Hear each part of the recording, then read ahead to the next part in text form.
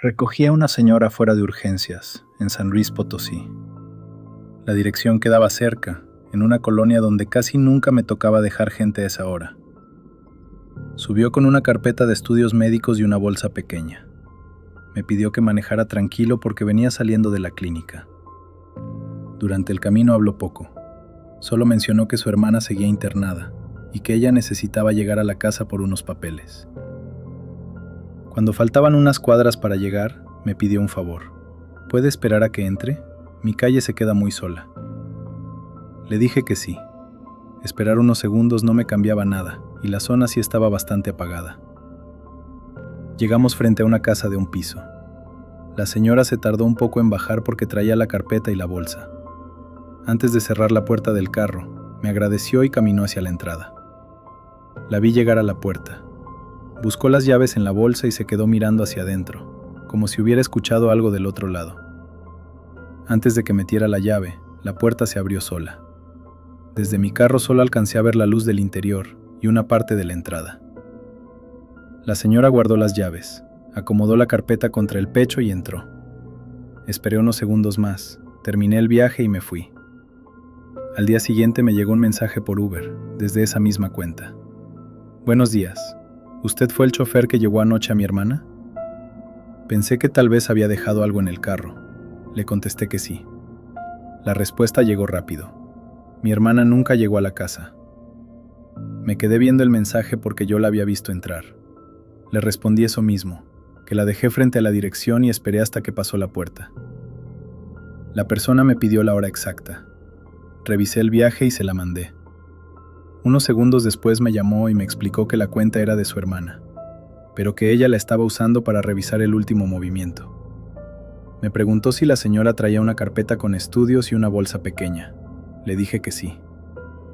La mujer empezó a llorar y me dijo que su hermana había fallecido en la clínica esa misma noche. La familia estaba arreglando papeles cuando notaron que el celular ya no estaba entre sus cosas. Después apareció el viaje en la cuenta, marcado desde urgencias hasta la casa. Le repetí que yo había hablado con ella, que me pidió manejar tranquilo y que me pidió esperar hasta verla entrar. La mujer me preguntó si alguien estaba en la casa cuando llegamos. Lo único que le pude decir fue que la puerta se abrió sola, pero no alcancé a ver a nadie más. La mujer se quedó callada unos segundos. Luego me dijo que la casa estaba sola desde la tarde porque toda la familia se había ido a la clínica. Me pidió capturas de la ruta, la hora y cualquier detalle que recordara. Se lo mandé todo. Después revisé el asiento trasero por si había quedado algo, pero no encontré nada. Esa noche la mujer me volvió a escribir. Habían encontrado el celular de su hermana dentro de la casa, sobre la mesa del comedor. También encontraron la carpeta con los estudios médicos. Según ella, nadie de la familia había regresado antes. El viaje me cayó en Querétaro, cerca de una zona de bares. Era tarde, pero todavía había gente afuera y varios carros esperando pasaje. La cuenta salía a nombre de Andrea y el destino quedaba a unos 15 minutos. Cuando llegué, una mujer salió caminando rápido desde la esquina. Se subió atrás, cerró la puerta y me pidió que avanzara. Le pregunté si todo estaba bien. Me dijo que sí, pero que por favor no la llevara al punto exacto. Quería que la dejara una calle antes, donde hubiera luz y gente. Yo arranqué porque había un carro detenido detrás de mí y porque la vi demasiado seria para estar jugando. A los pocos metros, ella me preguntó si podía cambiar la ruta para pasar por una avenida más transitada. Le dije que sí, pero que quizá la app marcara más tiempo. Me respondió que no le importaba. La noté viendo mucho hacia atrás. Yo seguí manejando y dejé que hablara si quería hablar. Después de unos minutos me dijo: «Mi ex sabe dónde vivo». No supe qué contestar. Solo le dije que podíamos ir por donde ella se sintiera más segura. Me contó que había salido con unas amigas y que una de ellas, sin mala intención, subió una historia donde se veía el lugar. Su ex apareció afuera del bar poco después.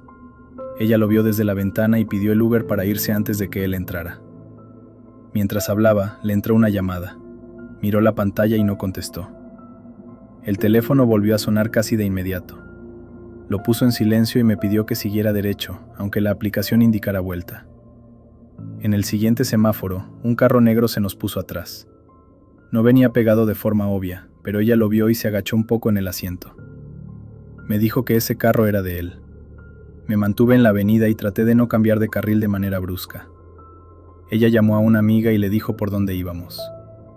La amiga le pidió que se fuera directo a su casa, y Andrea le contestó que no podía, que él ya conocía la dirección. Le pregunté si había algún lugar seguro al que quisiera ir. Me dijo que había una farmacia abierta cerca de la avenida, de esas que tienen consultorio y guardia. Conocía la zona y sabía cuál era. Le dije que la podía dejar ahí, frente a la entrada. El carro negro siguió detrás de nosotros varias cuadras. Andrea iba callada, con el teléfono en la mano.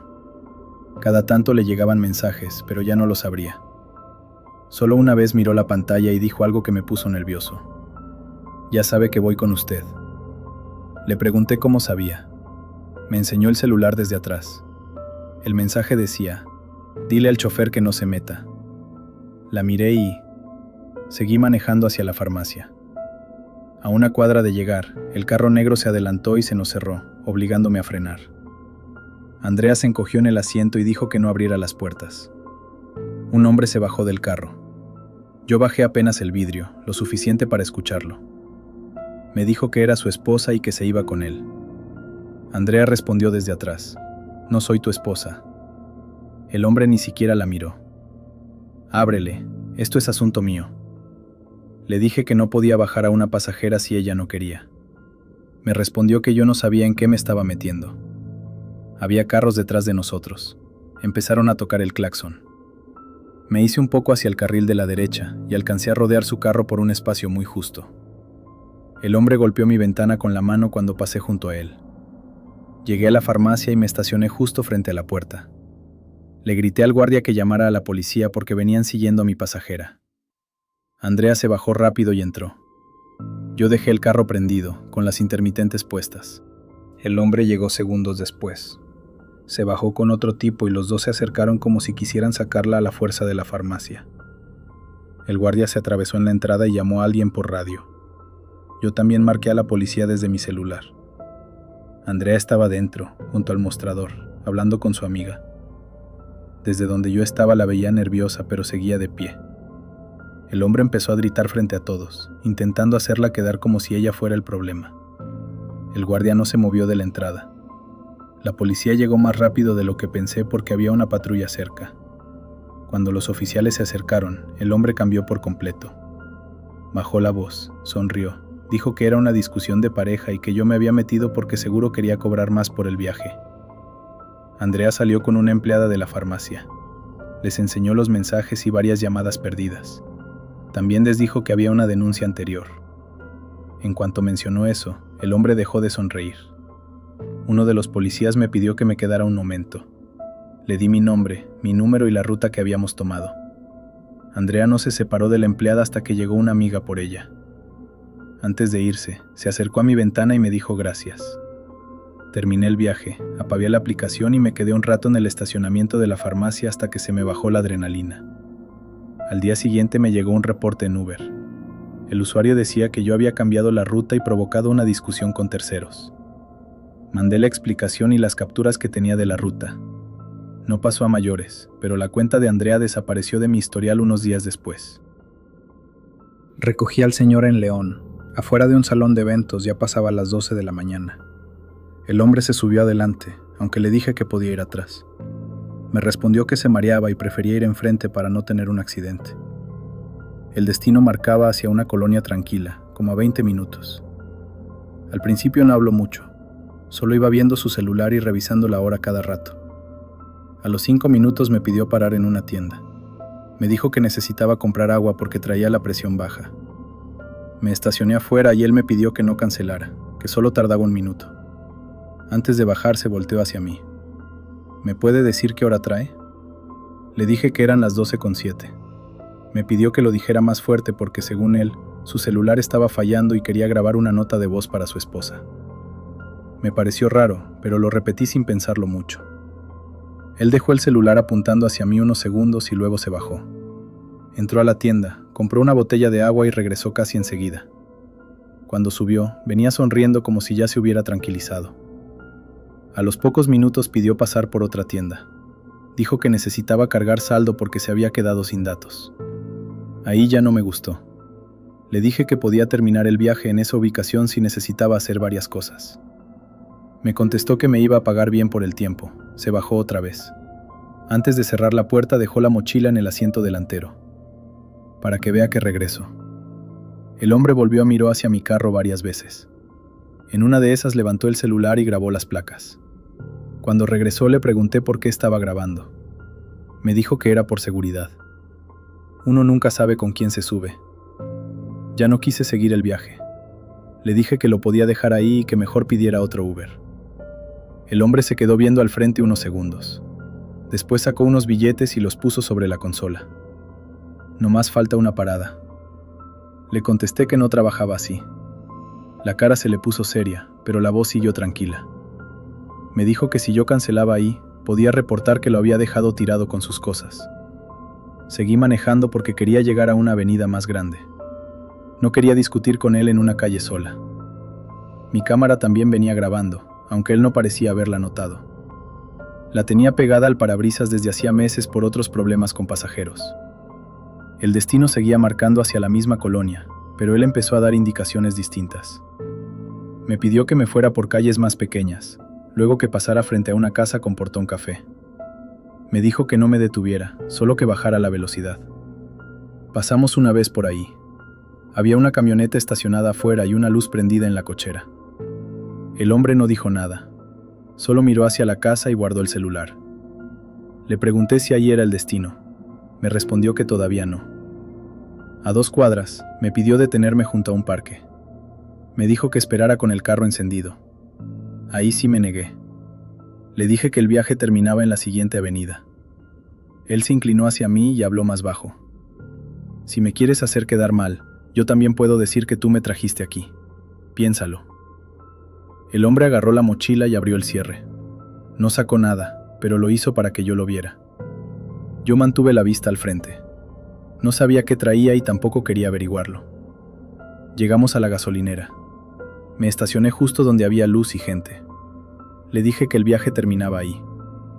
El hombre guardó la mochila y me miró. Entonces aquí empezó tu problema. Se bajó del carro y caminó hacia la esquina y se perdió entre varios locales cerrados. Yo terminé el viaje con las manos tensas. Guardé el video de mi cámara en el celular y me fui directo a mi casa. 3 días después me habló un policía municipal. Me dijo que necesitaban hacerme unas preguntas por un reporte de robo en una casa de la colonia donde yo había pasado esa noche. Me dio la dirección y la hora aproximada. Era la casa del portón café. Me citaron para declarar.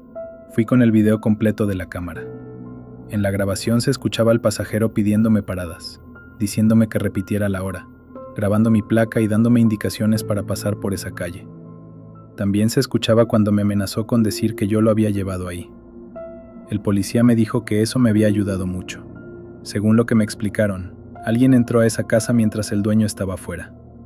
Las cámaras de un vecino captaron mi carro pasando despacio por la calle poco antes. También aparecía el pasajero en una tienda cercana, grabándose conmigo y diciendo la hora como si estuviera demostrando dónde estaba. A mí me quería usar como coartada y como pantalla. El hombre había dicho que yo era un conocido suyo, y que lo había recogido para llevarlo a casa de un amigo, y que después yo me había quedado dando vueltas por la zona. Mi video tumbó esa versión porque se escuchaba todo desde que se subió. Uber me escribió por un reclamo del usuario. Decía que yo la había dejado en una zona insegura, y que había querido cobrarle fuera de la aplicación. Mandé el número del reporte y parte del video. Esto me pasó en Hermosillo, saliendo de una zona de billares. La solicitud entró cerca de la medianoche. Recogí a un hombre como de 30 y tantos. Se sentó atrás y me dijo que iba a una colonia que quedaba rumbo a la salida. El trayecto empezó normal. Venía escribiendo en el celular y de vez en cuando mandaba audios cortos. Yo solo escuchaba pedazos porque traía la ventana un poco abierta. Cuando faltaban unos minutos para llegar, me pidió que tomara una calle distinta a la ruta. Me dijo que era más rápido y que conocía bien la zona. La calle estaba pavimentada pero casi sin luz. A los lados había terrenos solos y casas a medio construir. Le dije que prefería seguir por la avenida. Me contestó que era una vuelta sencilla, que solo iba a recoger a 2 primos y después seguíamos al destino. Le dije que necesitaba agregar la parada en la aplicación. Se molestó un poco cuando le dije eso. Me contestó: Es aquí cerca, jefe. Nada más bájeles tantito. Seguí manejando despacio, pero ya con la idea de regresar a la avenida. 2 hombres estaban parados junto a un terreno, casi pegados a una barda. Apenas vieron mi carro, se separaron de la pared y caminaron hacia la calle. El pasajero se enderezó en el asiento. Aquí es, abra las puertas. Le dije que ahí no podía detenerme. Había muy poca luz y la calle estaba sola. Él se inclinó hacia adelante, más cerca de mi asiento. Son mis primos, van conmigo. Yo seguí avanzando con precaución. Uno de los hombres levantó la mano como si me estuviera haciendo la parada. El otro se acercó directo al lado del conductor. Me pidió que bajara el vidrio, pero mantuve las manos en el volante y seguí de largo. El pasajero habló más fuerte. Le dije que aquí era. Le contesté que podía bajarlo en la avenida, donde hubiera luz. Él soltó una risa y empezó a decirme que porque tenía miedo, que por eso la gente se quejaba de los choferes, que uno les pagaba y todavía querían ponerse especiales. Los 2 hombres quedaron atrás, pero uno empezó a correr unos metros detrás del carro. El pasajero miró hacia la ventana y mandó un audio por el celular. Se siguió derecho. Agarré la primera calle que me sacaba de regreso a la avenida. El pasajero me dijo que me estaba metiendo en problemas. Después empezó con otra cosa, más calmado, como si quisiera hacerme dudar. ¿Usted cree que le conviene hacerme esto aquí? Me mantuve en la calle principal. Había pocos carros, pero al menos pasaban. A unas cuadras había una taquería, con gente afuera y varios carros estacionados. Me orillé ahí y le dije que el viaje terminaba en ese punto. El hombre se quedó sentado. Lléveme a mi destino. Le dije que podía pedir otro carro desde ahí. Se acercó un poco más entre los asientos. Bórreme el viaje entonces. Le dije que lo iba a terminar donde estábamos porque yo ya no iba a seguir hacia esa calle. Afuera, un muchacho de la taquería nos estaba viendo. El pasajero abrió la puerta, bajó despacio y se quedó junto al carro. Antes de cerrar, se agachó un poco y me dijo: «Ya tenemos tu placa». Cerró la puerta con fuerza y caminó hacia la esquina. Yo terminé el viaje, bloqueé la cuenta y me quedé ahí unos minutos. Le marqué a otro conductor que conozco y le conté rápido lo que había pasado. Me dijo que me fuera de la zona y que avisara en el grupo de choferes. Manejé directo a mi casa. En el camino me entraron varias llamadas de un número desconocido. Después llegaron mensajes por la aplicación, todos desde el reclamo del viaje. Esto decían: «Se quedó mi chamarra. Tráigala al punto donde me bajó. Si no la trae, vamos por ella». Me estacioné afuera de mi casa y revisé el asiento trasero. La chamarra gris estaba en el piso, medio metida debajo del asiento del copiloto. El hombre la había dejado ahí a propósito. Me fui a una comandancia que queda cerca de mi casa y expliqué lo que había pasado. El policía que me atendió primero me miró como si fuera una queja más de Uber, hasta que le enseñé los mensajes y la dirección donde me habían querido meter. Revisaron la chamarra frente a mí. En una bolsa traía un celular viejo, apagado, sin chip. En la otra traía una llave de carro con un llavero de agencia. El policía me preguntó si esa llave era mía. Le dije que jamás la había visto. Me tomaron datos y se quedaron con todo. Esa madrugada ya no dormí bien. Cada ruido afuera me hacía pensar que alguien había encontrado mi casa con la placa o con algún dato del viaje. Al día siguiente, en el grupo de choferes, un compañero mandó una alerta de la misma colonia. Decía que a otro conductor lo habían hecho meterse por una calle sin luz para recoger a 2 personas más. Ese conductor sí se detuvo donde le pidieron. Lo asaltaron y le quitaron el carro. La descripción del pasajero coincidía con el hombre que yo había llevado. Le mandé mi reporte al administrador del grupo y después a soporte. Uber me respondió con un mensaje de esos que parecen hechos para cualquier caso.